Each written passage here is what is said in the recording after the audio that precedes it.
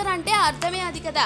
ఏదో చెప్పినట్టే అనిపించేలా, అసలేమీ చెప్పలేదనిపించేలా సినిమాపై ఆసక్తి రేకెత్తించేదే టీజర్. ఆ సూత్రాన్ని పక్కాగా ఫాలో అయ్యాడు మెగా మేనలుడు సాయి ధరమ్ తేజ్. టీజర్ లో కథ చెప్పినా చెప్పకపోయినా హీరోని మాత్రం స్టైలిష్ గా, హీరోయిజం గుట్టిపడేలా చూపిస్తూ ఉంటారు. కానీ తిక్కలో మాత్రం డిఫరెంట్ గా చూపించారు. జగమే మాయా అనే పాట బ్యాక్గ్రౌండ్ లో వినిపిస్తుండగా వచ్చే ఓ యాక్సిడెంట్ సీన్ లో సాయి ధరమ్ తేజ్ కనిపిస్తాడు.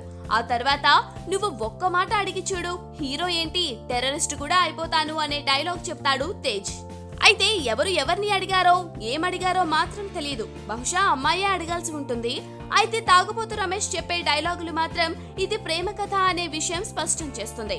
ప్రేమ బబుల్ గమ్ భయ్యా, మొదట తీయగా ఉంటుంది, ఆ తర్వాత చప్పగా మారుతుంది.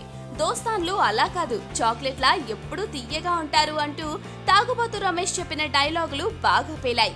టీజర్ పూర్తయ్యే లోపు ఇంకా ఏమైనా కథ గురించి తెలుస్తుందేమో అని చూస్తే సాయి ధరమ్ తేజ్ మాత్రం బారు బారు దేకో బీరు కొట్టి దేకో అంటూ థియేటర్లోకి రమ్మన్నాడు. సునీల్ రెడ్డి దర్శకత్వంలో తెరకెక్కిన ఈ చిత్రం ఆగస్టు 13న ప్రేక్షకుల ముందుకొస్తోంది.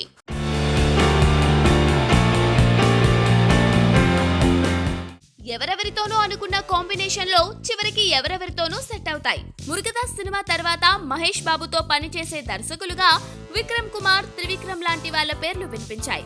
మరోవైపు కొరటాల శివ, జనతా గ్యారేజ్ తర్వాత చేసే సినిమాల హీరోలంటూ రామ్ చరణ్ తో పాటు మరికొందరి గురించి చర్చ నడిచింది. కానీ ఆశ్చర్యకరంగా శ్రీమంతుడు కాంబినేషనే మళ్లీ తెర మీదకు వచ్చింది. మహేష్, కొరటాల కలిసి మరో సినిమా చేయడం దాదాపు ఖాయమైపోయింది. ఆల్రెడీ కొరటాల డేట్లు సంపాదించిన డివివి దానయ్య ఈ చిత్రాన్ని నిర్మిస్తారని సమాచారం.